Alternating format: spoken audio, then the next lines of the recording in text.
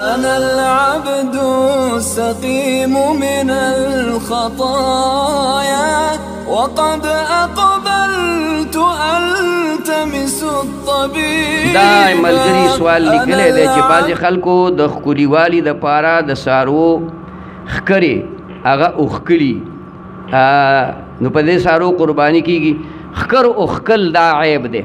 ښکر اوښکل ما بیان کې خبره وکړه چې کم یو څیز باندې څاروی عیبجن شي، یو د ښکر اوږد ښکر دی او هغې نه دا سر کټ کي دننه تیغې روغي نو دغې باندې کېږي، خو چې دا ښکر یې د یخ نه وښکلې نو چې ویې ښکلې تې نو دا څاروی عیبجن که د کوم څاروي چې پیدایشي ښکر یې نه وي په هغه قرباني کېږي، خو چې ښکر یې وي او هغه تې تا لر کړې نو دا څاروی د عیبجن که د باندې قرباني نه کېږي. او چې د هغې پیدایشي ښکر یې کېږي چې د ده هم په چا قرض وي او په ده باندې هم د چا قرض وي. ځمکه شته خو شاړه پرته ده او د ټولو وروڼو په شریکه ده. دا سوال دی. دا مطلب د دې دا دی چې یو سړي باندې قرض دی، د ده سره هم څه سرمایه شته خو هغه د ده په بل چا باندې قرض ده. د ده سره چې څومره سرمایه ده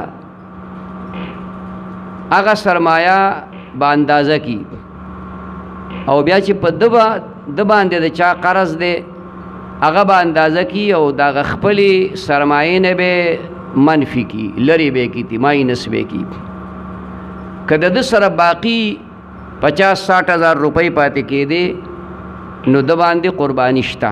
لکه داسې به ووایو د یو سړي په چا باندې 1 لاک روپۍ قرض دی او په ده باندې 40,000 روپۍ قرض دی. دا 40,000 به تې کټ شي، پاتې شوې 60,000 قرباني پې لازمه ده.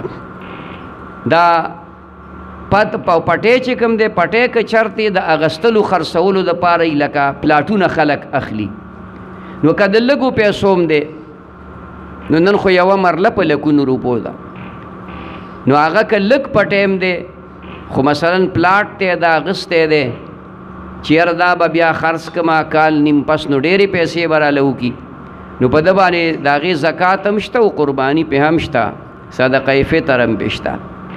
او چې د کروندې پټی دی نو هغې په آمدن کې دی غني کېږي، دی د هغې په ذات نه غني کېږي. د هغې چې څونه آمدن راځي که آمدن ډېرو او هغې کې د سره 60,000 روپۍ پاتې کېدې نو د باندې قرباني لازمه ده. که نه پاتې کېدې دومره غنم جوارې کېدل چې د خېټې کېدل، د ده د بچو کېدل، د ده د کور نو بیا په ده باندې قرباني لازمه نه ده.